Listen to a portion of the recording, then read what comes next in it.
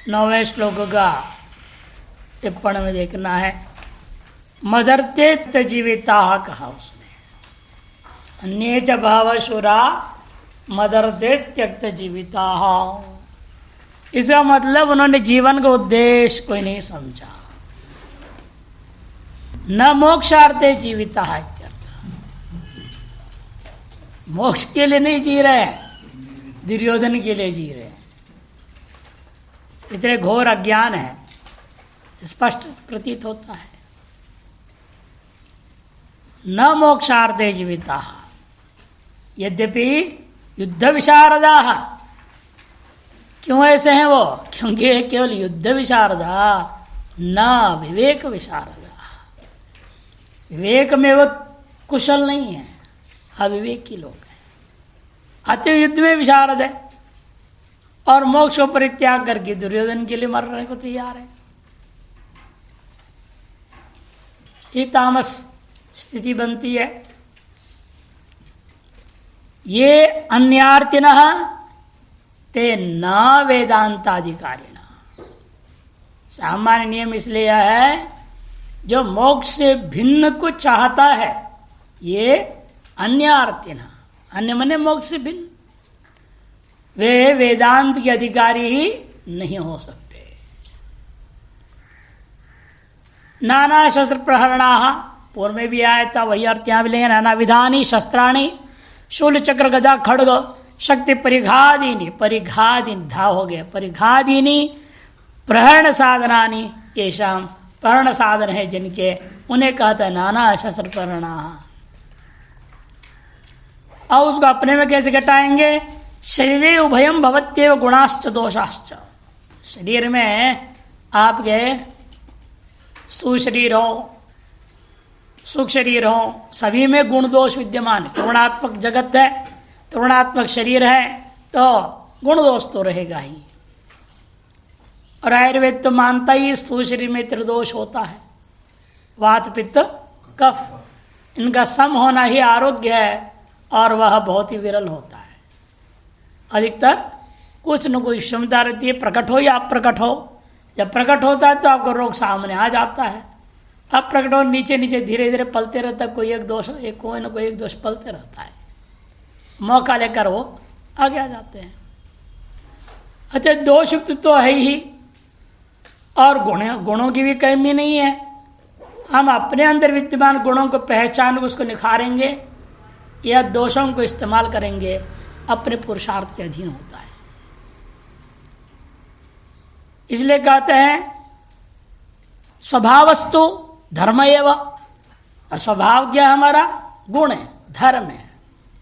और जो दोष और आगंतुक हमेशा आया हुआ है, अधर्म ऊपर से लादा हुआ है, दोष बाहर से आया हुआ है। इसलिए कहते हैं स्वभावस्तु धर्म एवं आगंतुकंतु अधर्म, और अधर्म तो आगंतुक है।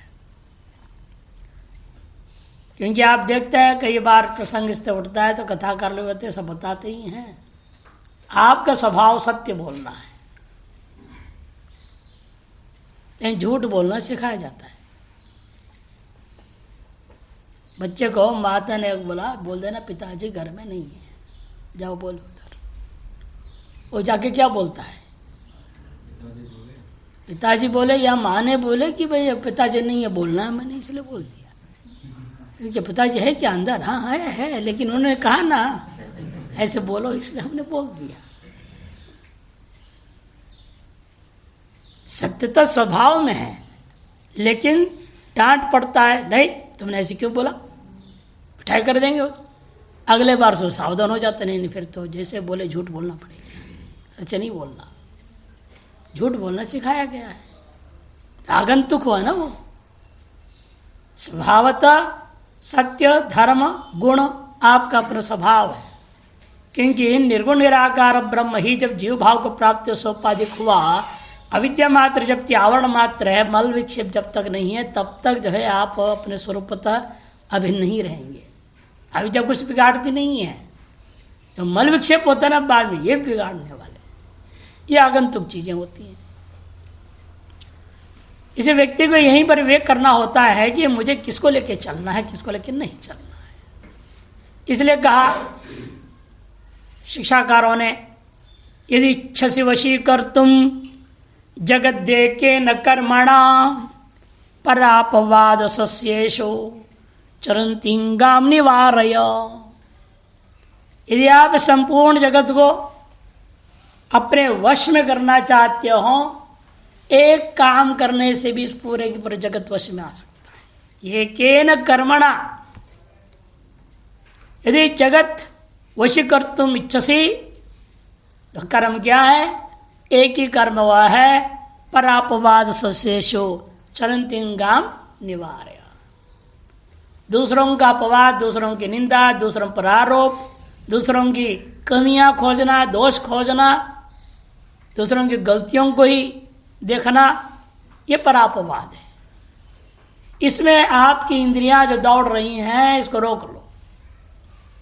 परापवादेशु चरंतीम गाम मन इंद्रिया, गौ इंद्रिया, इसको आप निवार्य रोकिएगा।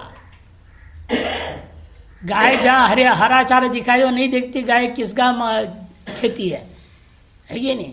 हरा भरा दिखा तो घुसेगी, वो खाएगी। तथा सस्य शुगाम चरंती, तथा आपकी इंद्रियों का भी स्वभाव बन गया है एक तरह से परापवाद करने का। यदि आपका स्वभाव नहीं था, अनेक जन्मों का अभ्यास हो गया है कि अपने स्वभाव को अपने दबा लिया और इसको स्वभाव बना लिया।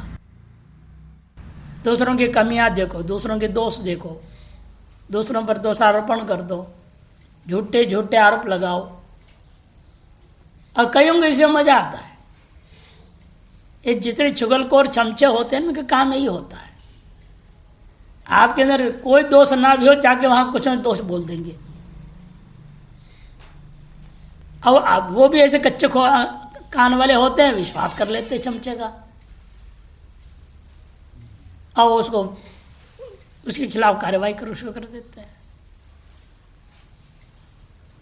ये महंत मंडलेश्वर होंगे, एक कच्चापन यही है, उनके कान कच्चे होते बहुत, परखते नहीं, कोशिश नहीं करते भाई सच्चाई जानो क्या है क्या नहीं है, चमचों पर आप आधारित और व्यवहार कर देते हैं। यानी व्यक्ति का स्वभाव हो गया है, उसको काटो, इसको रोको। बोला इन इंद्रियों को परपवाद रूपी सस्यों में चलता हुआ जो गाय रूपी इंद्रियों को रोक देना, यही एकमात्र कर्म है जिसके माध्यम से पूरे जगत को अपने वश में ले सकते हैं। सबसे बड़ी चीज है अपने वाणी को ताला लगाओ। कहने का अभिप्राय सीधी सी बात है, कुछ भी देखें, गलत भी देख रहा हो तो वाणी में ताला लगा दो, किसी से बोलना नहीं। गुण का बखान करो और दोष कुछ भी दिखाई दे कहीं भी, किसी के भी, स्वहित में परहित में, ये विचार करके उसको बोलना नहीं चाहिए। हाँ, जहां पर आप देखेंगे माता पिता गुरुजनों का मान हानि होने जा रहा है, तब बोल सकते हो। इस संसार में तीन ही आपके लिए महान है, माता पिता और गुरु। इनका हानि न पहुंचे उसके लिए आप किसी का कोई गड़बड़, कोई प्लानिंग कर रहे, मान लो आपको कान में पड़ गया, अंदर प्लानिंग चल रहा है, ये करेंगे वो करेंगे, ऐसा करेंगे वैसा करेंगे, तो आप जरूर आके बोलिएगा। वो चमचागिरी नहीं है, वह गुरु माता पिता के हित में है, इसलिए वो तार हितकारी के लिए बोल सकते हो। अन्यथा आग लगा करके तमाशा देख रहे हैं, किसी को भगाना है, निकालना है, इसके लिए तुम चमचागिरी हो, वो गड़बड़ का वो काम मत करो। वाणी का संयम कहने का अभिप्राय एकमात्र साधन है जिससे आप इस पूरे जगत पर विजय प्राप्त कर सकते हैं। तो आपके अंदर के विद्यमान गुण अपने आप निखरेंगे। और दूसरे एक विशेष साधन बता रहे, ये भी चैतन्य महाप्रभु का ही है शायद, अपमानम पुरस्कृत्यम मानं कृत्वा च पृष्ठतः स्वकार्यम साधे धीमान कार्यभ्रंशो ही मूर्खता। अपमानम पुरस्कृत्य मानं कृत्वा च पृष्ठतः। आदमी मान सम्मान के लिए आगे भागता है, नहीं, मान सम्मान का पीछा फेंको, छोड़ो पीछे उसको। और कोई आपका अपमान कर रहा है, कोई आपकी निंदा कर रहा है, तो समझो निंदक नियर रखिए, आंगन कुटी छवाए। कबीर कहते इसलिए ताकि वो आपकी कमी निकाल रहा है तो आपको सुधारेगा। वो जो प्रशंसक होते हैं आपको गिराने वाले होते हैं, तो झूठी प्रशंसा करते रहेंगे, उनको अपने मतलब निकालना है आपकी से, इसलिए आपकी झूठी प्रशंसा कर देंगे और उसमें आप गुब्बारा बन जाओ, एक दिन फूटेगा ही वो। तो इसीलिए सावधान जो है प्रशंसकों से रहना पड़ता है और निंदकों का जरूर आदरपूर्वक साथ में रखना चाहिए, ताकि वो आपकी कमियां खोलते रहेगा तो आपको सुधारते जाएगा। इसे अपमानम पुरस्कृत्य मानं कृत्वा च पृष्ठता स्वकार्यम साधेध्यमान। अपना कार्य क्या है? विद्या प्राप्ति, ज्ञान प्राप्ति।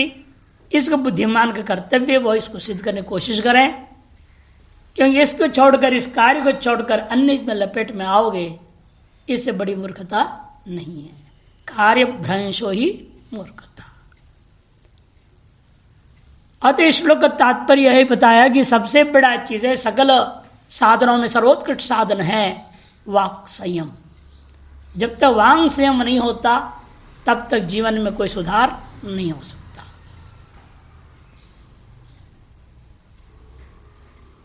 इसलिए सुखदेव महाराज भागवत में क्या कहें?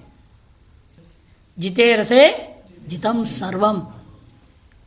यदि आप रसनेन्द्रिय को जीत लिए तो सारी इंद्रियों को जीत लेंगे अपने आप। ये खाद्य रहे ना, खाते पीते किससे आप? रसनेन्द्रिय। चटपट चटपट मांगता है, हो आप चटपट चटपट खाने लगो तो रजोगुणी बन जाओगे। तामसी आहार मांगता है, तामसी आहार खाओगे तमोगुणी बन जाओगे। ये सात्विक आहार कभी नहीं चाहता। बड़े विचित्र ये भी है।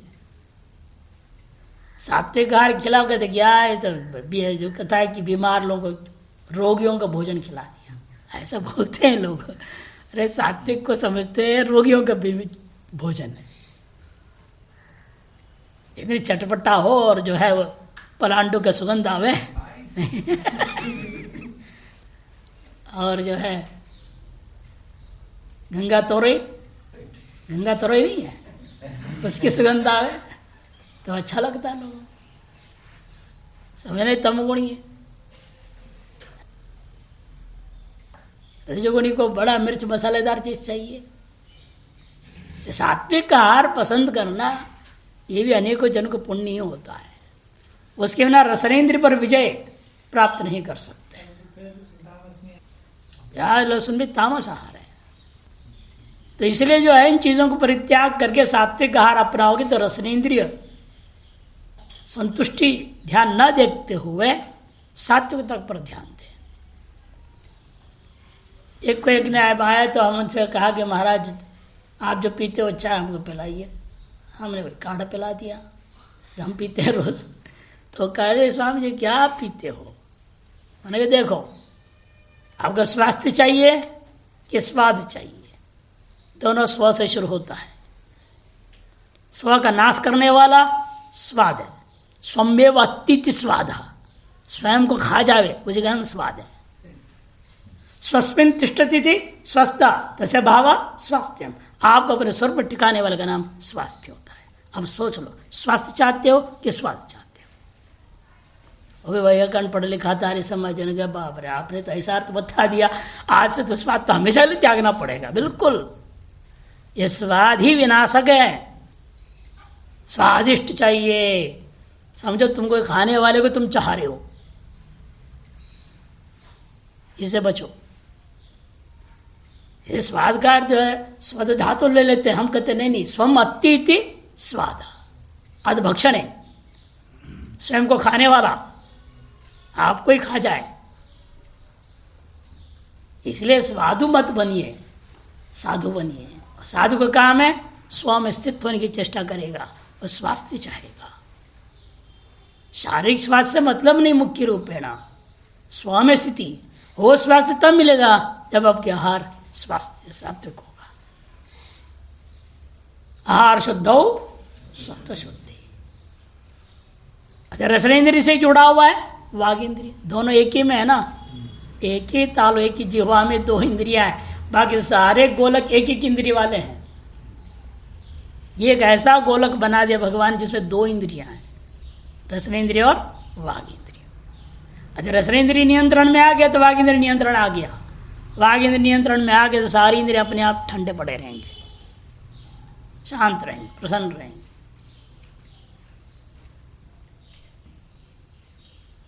अब ये हम लोग हम देखते रहते अपने आप जो कर्मचारी लोग रहते हैं कि काम करने जाते हैं बाजार, जो है दिन में करके आते हैं, फिर शाम को आते हैं और वो काम भूल गए तो रात में जाते हैं, तो समझ लेना चाहिए समोसा खाना गया है।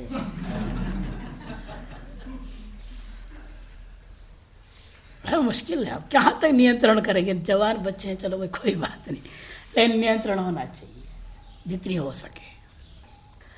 इसे तात्पर्य हुआ भाई 10वें श्लोक में। अब दोनों साधनों की तुलना करते हैं।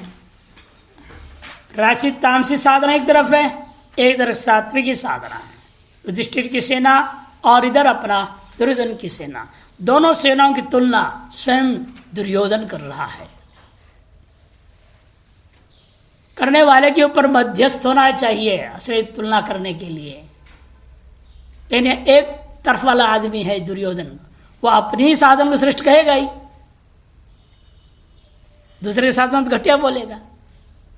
इसे श्लोकों को 4 तरह से घटाया जाता है, 4 पक्ष है श्लोकों का। पहले सामान्य श्लोकार्थ ले लेंगे, टीका भी ले लेंगे, बाद में 4 पक्षों में जाएंगे। अपर्याप्तम तदस्माकं बलं भीष्माभिरक्षितम् पर्याप्तं त्विदमेतेषां बलं भीमाभिरक्षितम् अपर्याप्तं तदस्माकं बलं भीष्माभिरक्षितम् पर्याप्तं त्विदमेतेषां बलं भीमाभिरक्षितम्। तद अस्माकं बलम, हम लोगों का वह यह जो सेना रूपी बल है, भीष्म के द्वारा विरक्षित होने से दूसरों के द्वारा विजय पाने के लिए पर्याप्त नहीं है। अपर्याप्त अनलम भवति, अलम न भवति। पर्याप्त में अलम, अपर्याप्त में अलम न भवति, माने दूसरा कोई हमारी सेना को जीत नहीं सकता। और उनकी सेना कैसी है? तू किंतु इदम एतेषाम, ये जो बल है इन लोगों युधिष्ठिरादियों का, वो भीम से विरक्षित होने के नाते वो हमारे द्वारा विजय पाने के लिए पर्याप्त माने अलम भवति, समर्थम भवति, हम अनायास उसको जीत सकते। कारण 2 है, दोनों भा से शुरू हो रहे, एक तो भीष्म एक तो भीम, दोनों भयंकर अर्थ वाले ही है। भीषास्माद्वात पवते, भीम भी भयार्थ वाले, ये भी भय धातु से बना है, दोनों ही भयार्थक ही हैं। लेकिन अंतर क्या है? भीष्म एकाग्र चित्त वाले हैं और भीम चंचल चपल चित्त वाला है। ये दोनों में अंतर है, दोनों भयंकर है। लेकिन एक चंचलता युक्त, एक एकाग्रता युक्त है, तो ये एकाग्रता युक्त का ही विजय निश्चित है, चंचल युक्त का हार निश्चित हो जाता है। यह मान करके वो बोल रहा है। और दूसरी तरफ से लीजिए, अभी आध्यात्मिक दृष्टिकोण से विचार करते हैं। भीष्म के द्वारा रक्षित माने विवेक युक्त से रक्षित, कि भीष्म से बढ़कर उस पूरी सेना में एकमात्र भगवान कृष्ण को छोड़कर कोई दूसरा था ही नहीं, कि भगवान कृष्ण तो सर्वज्ञ, उनको छोड़ दो, उनकी गिनती मत में लो, वो अलग। बाकी जितने थे उनमें से सबसे सर्वोत्तम ज्ञान वाला एकमात्र भीष्म ही थे। द्रोणाचार्य से भी बढ़कर, कृपाचार्य से भी बढ़कर ज्ञानी, शरशैया पर पड़ गए थे। क्या कहा द्रोणाचार्य ने भी, भाई अब सीख लो जो सीखना, अंतिम उपदेश इनसे ले लो, इनके पास जितने ज्ञान है कोई नहीं दे सकता। काफी प्रश्न पूछते हैं, भीष्म पर्व एक पर्व ही है उसके लिए, महाभारत में बहुत विस्तार है, कितना उपदेश दिए हैं, आश्चर्य होता है। सकल वेद सकल श्रुति स्मृति पूरी की सारभूत तत्वों को बताते हैं। वहीं पर उन्हें विष्णु सहस्रनाम का उपदेश भी दिया उपासना के लिए। अतएव वो वहां पर एकाग्र चित्त वाले हैं। इसका मतलब जो एकाग्रता से युक्त होगा चित्त, विवेकशालिनी बुद्धि जिसके पास है, विवेक युक्त चित्त है जिसके पास, उसका बल अपर्याप्त होता है, माने अलम नहीं होता, दूसरों के लिए पर्याप्त नहीं है, दूसरा उसको परास्त नहीं कर सकता। और यह चंचलता युक्त है, चंचल में मन कृष्ण परमाति बलव दृढ़म, वह अपना विनाश करने वाला होता ही है। और किसी को भी वो पर्याप्त, कोई भी उसको परास्त कर सकता है। पर्याप्त माने सीमितम भवति, सीमित हो जाता। अभिप्राय है कि हर एक वेदांत के अधिकारी होना है तो उसके लिए विवेक बढ़ाना चाहिए, चंचलता को घटाना चाहिए। उसका साधन भगवान ने स्वयं बता दिया, अभ्यास तो कौनते वैराग्य न चक्रियते। अभ्यास और वैराग्य यही दो साधन होता है। टीकाकार कहते देखिए, अपर्याप्त मन युद्धाय यद अनलम, देखो युद्ध के लिए अपर्याप्त मने अनलम, अनलम न अलम इति अनलम, यहां समास है। अनलम का अनल शब्द एक बार रूढ़ भी होता है अग्नि में, अनल शब्द अग्नि में वाचक भी है, वो यहां नहीं है क्योंकि यहां नए समास लेना पड़ेगा। अपर्याप्तम है, अलम इति अनलम, अलम न भवति, अलम न भवति इति अनलम, ये यहां पर है। अग्नि और पर्याभाष्य नहीं लेना यहां पर। अलम न भवति इति पर्याप्तम न भवति करते, अलम न भवति। क्या अलम न भवति? अस्माकं निरुक्तेभ्यो भिन्नम तद भीष्माभिरक्षितुम, निरुक्त उन लोगों का जो सेना है, बल है, उससे भिन्न जो हमारी बल है, सेना है, भीष्माभिरक्षितम, भीष्मेण अभितः शरीर वाक् शास्त्र अस्त्र बलेन रक्षितम। देखिए सब तरफ से भीष्म के द्वारा हमारी सेना रक्षित है। क्या क्या है उनके पास? दिव्य शरीर है, अजेय शरीर है, कोई उसे जीत नहीं पाया, और वाणी में भी ज्ञान की कोई कमी नहीं है। अतः वाक सामर्थ्य भी तरह प्रबल है, एवं शास्त्र बल भी है, अस्त्र बल भी है।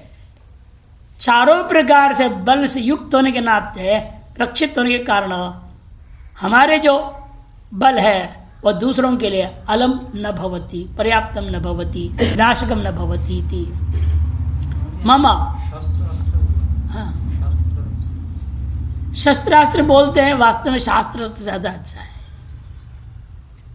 शस्त्र और अस्त्र में अंतर भी क्या है ये भी समझ लो। अस्त्र किसको कहते हैं? शस्त्र किसको कहते हैं? तलवार आदि नहीं, फेंकने वाला अस्त्र है। अब बाकी जो अपने पास से साधन रहता है और हम मारते हैं, जैसे धनुष है, वो अपने हाथ में है, वो शस्त्र है।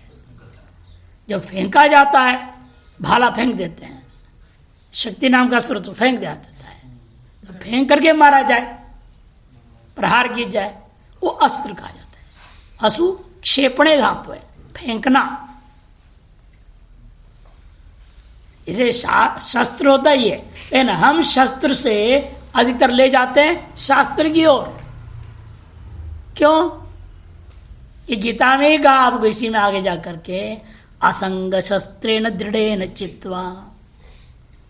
असंगता क्या है? शास्त्रीय साधन है। वह शास्त्र ही एकमात्र में असंगता को शिक्षा देता है, और उससे बड़ा शस्त्र नहीं है हमारे पास। अतः शस्त्र लक्षित होता है हमेशा ही शास्त्र में कथित असंगता। और वो भीष्म में था, तभी तो अखंड ब्रह्मचारी रहे। वो कहीं संग हुआ? किसी के साथ में उनका संग है? असंगता में दृढ़ रहे हैं वो। इसीलिए उनको कहा जाता है शास्त्र में प्रावीण्यता थी, कुशलता थी। अतएव हम अधिकतर ऐसे स्थलों में शस्त्र से लक्षित कर देता हूं शास्त्र को। अस्त्र बलेन रक्षितम सत मम जय संपादनाय पर्याप्तमेव भवति, मेरे विजय की संपादन में पर्याप्ति है महापुरुष आश्रय बलादिति, क्योंकि महापुरुष के आश्रय हमारा सबसे बड़ा बल है। तेषाम, और उन लोगों का कैसा है, पांडवानांतु इदम पुरो दृश्यमानम बलम, ये जो सामने दिखाई देता वह बल है पर्याप्तम।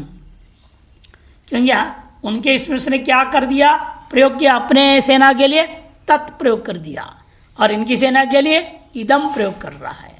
तत् माने हमारी जो सेना जो दिख रही यही नहीं है हमारा असली बल। हमारा असली बल कैसा है, परोक्ष है, और इनका सब कुछ अपरोक्ष सामने दिख रहा है। इनका बल तो सामने, इसको पकड़ो मार दो खत्म कर दो, लेकिन जो परोक्ष बल है उसको काटना सबसे बड़ा कठिन काम होता है। आपके अंदर भी जो सामने जो वासनाएं आ रही हैं इनको तो काट भी लोगे किसी तरह से। जो परोक्ष रूप अंदर वासनाएं बैठी हुई हैं वो जानते ही नहीं कौन सी हैं, उनको कैसे काटोगे। यहां पर ये अपने बल के लिए परोक्ष शब्द प्रयोग कर दिया, तत् कर दिया, और युधिष्ठिर की सेना के लिए इदम प्रयोग कर रहा है। इसे इन्होंने भी लिखा, देखो पुरो दृश्यमानम बलम, इदम के कारण से इन लोगों का हमारे सामने दृश्यमान बल है, और हमारे बल भले 11 अक्षौहिणी सेना गिनती से है, किंतु वास्तविक बल क्या है हमारा, परोक्ष ही है। क्यों परोक्ष बल है, क्योंकि भीष्म जैसा महापुरुष का हम आश्रय लिए हुए हैं। जब तक ये आश्रय है हमें कोई टस का मस नहीं कर सकते। हुआ भी वही, 9 दिन तक युद्ध चला, कुछ नहीं बिगाड़ सके किसी का। तब अंत में कृष्ण को 9वें दिन नाराज होकर कहना आना पड़ा सामने, भाई ये जब तक हटेगा नहीं काम होगा नहीं। अर्तांग पाणी रक्षोभ्य, रतांग पाणी बनना पड़ा, क्यों नियम कसम खा लिए तो शस्त्र उठाऊंगा नहीं, तो कैसे करें। एक रथ का पहिया ले लिया, उसको सुतरण चक्र से हाथ पे ले लिया और दौड़े मारने के लिए। भीष्म अस्त्र से छोड़ के हाथ जोड़ दिए तो काम हो गया। मैंने भगवान कृष्ण समझ गए, इन्होंने सहमति दे दी है। अब उसकी भी चाल चले, फिर उसी रात को इसने खेल खेल दिया, द्रौपदी उठा के ले गए और विजयी भव हो गया। बाद में आई दुर्योधन की पत्नी, अब कैसे देंगे विजयी भव, एक ही को देंगे ना आशीर्वाद विजयी भव। अब उसमें भी तरीका भी बता दिए, तो पूछा गया आप तरीका बताओ कैसे आप हटोगे, काम कैसे बनेगा। भाई शिखंडी को ले आओ सामने, अर्धनारीश्वर भगवान है, शिखंडी से अर्धनारीश्वर लिया जाता है शास्त्रों में। आज्ञा चक्र के अधिष्ठात्र देवता अर्धनारीश्वर सांब शिव है। यहां भी अर्थ आएगा अध्यात्म पर जब लेंगे तब, जब शिखंडी का नाम आता है। इसलिए पर्याप्त भी भीमेन अभिरक्षिताम सत अपर्याप्तम एवं, इसलिए दृश्यमान बल पर्याप्त होते हुए भी भीम की तरह अभिरक्षित होने के नाते वो अपर्याप्तम में भवती, ऐसे उभयान्वयी कर दिया। पर्याप्त अपर्याप्तम शब्दों को अपने में भी घटा दिया, अपर्याप्त पर्याप्तम, और उनके लिए पर्याप्त में भी अपर्याप्तम ऐसे घटा लिया। हीन पुरुषाश्रयात इति भाव, हम तो महापुरुषाश्रय लिए हुए हैं भीष्म का, और वो लोग चंचल चपल जो भीम है वो हीन पुरुष है, उसका आश्रय लिए हुए हैं इति भाव। तो अन्यथा व्याख्यान संधि प्रसज्जित, इस अतिरिक्त अन्य कोई व्याख्यान लेना चाहोगे अनेक प्रकार के संधि विच्छेद गड़बड़ करना पड़ता है, इसलिए हमने व्याख्यान लिया करके शंकरानंद जी कहते हैं तद दर्शनाद एवं तद अदर्शनाद एवं एवं युक्तमिति भाति। संधि कार्य आदि न होने के कारण से हमारे जो पता है व्याख्या ही उचित है, यही लगता है भाति। अब यहां पर साधन और तुलना, दोनों साधनों की तुलना की जा रही है, दैवी साधना और आसुरी साधन। दो ही होता है, दैवी संपत्ति और आसुरी संपत्ति। इसे साधन भी दैवी साधन और आसुरी साधन। आसुरी जिसको राजसी और तामसी वो आसुरी कहा जाता है, और सात्विक का नाम दैवी कहा जाता है। साधन से संपन्नता धर्म मोक्षाश्च मनुष्याणाम लक्ष्य। मनुष्यों का लक्ष्य वास्तव में है साधन चतुष्टय से संपन्न होना, साधन चतुष्टय संपन्नता, और तत्पूर्वक अधिक से अधिक धर्मानुष्ठान, धर्म, और इन सब का लक्ष्य मोक्ष। यही मनुष्यों का वास्तविक लक्ष्य है। तत्र शास्त्राधीन त्वम, तकार लेना चाहिए, शास्त्राधीनत्वम धर्म और प्रवृत्त्यधीनत्वम अधर्म। और शास्त्राधीन जीवन चलाना ये धर्म है, और अपने मन मौजी प्रवृत्त्यधीन, मन के अधीन जो प्रवृत्ति होती है, तो अधीन जो होता है वो अधर्म होता है।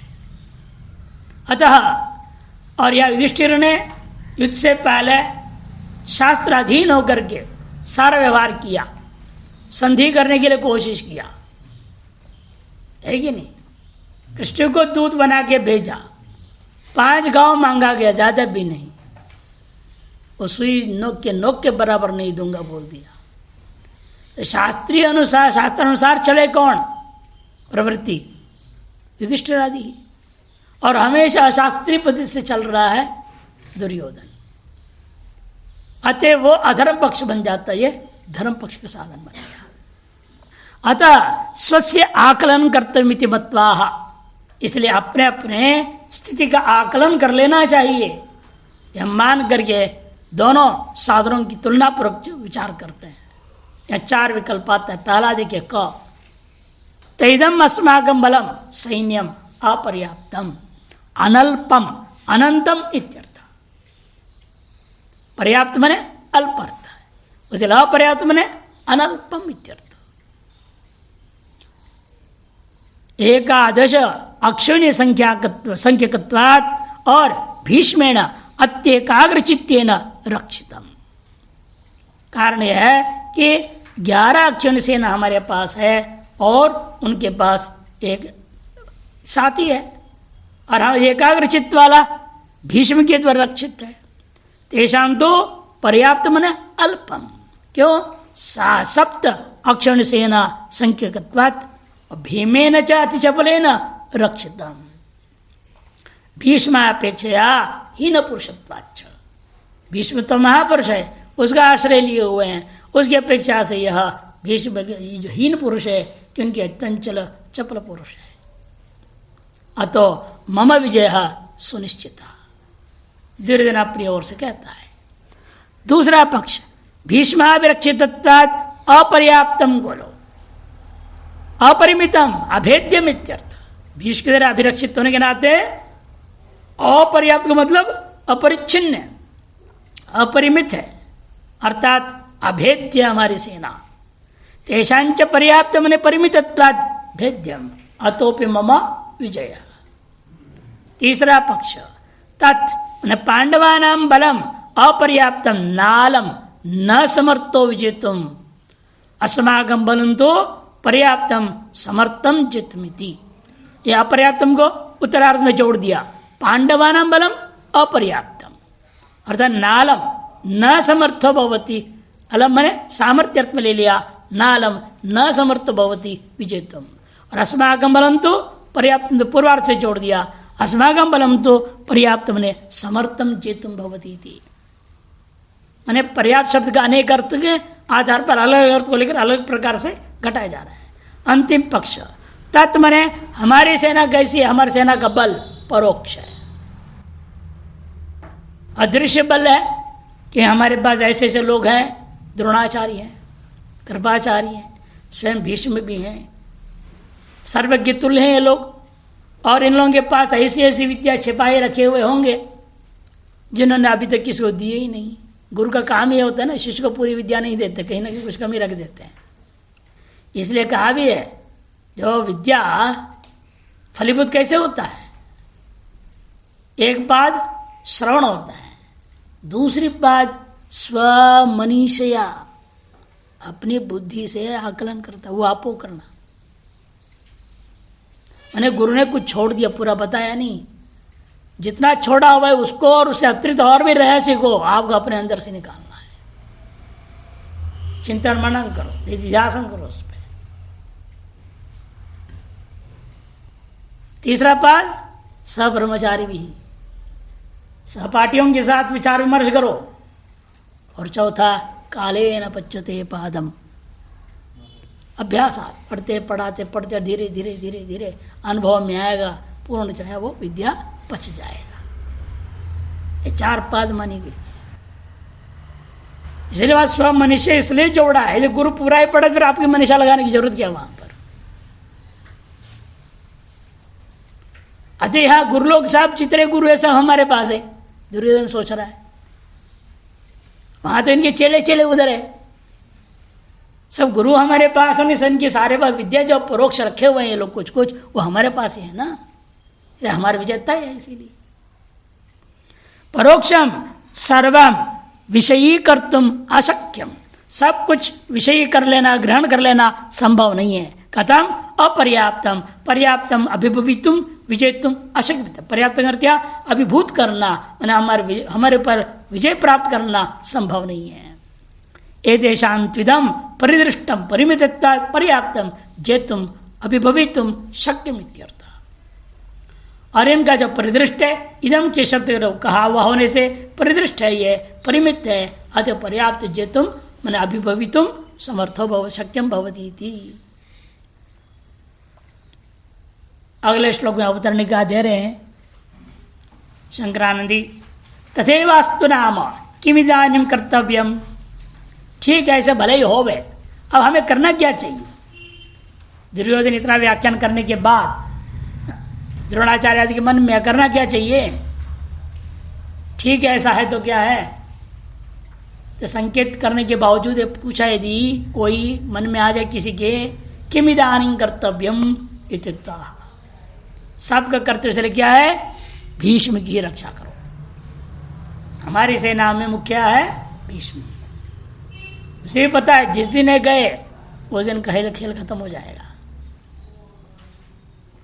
इसे चारों तरफ से इसका किसी प्रकार का क्षति न हो, इनका ये आपको ध्यान रखना है सभी ने। अयनेषु च सर्वेषु यथा भागम अवस्थिताः भीष्ममेवाभिरक्षन्तु भवन्तः सर्व एव हि। अयनेषु च सर्वेषु यथा भागम अवस्थिताः भीष्ममेवाभिरक्षन्तु भवन्तः सर्व एव हि।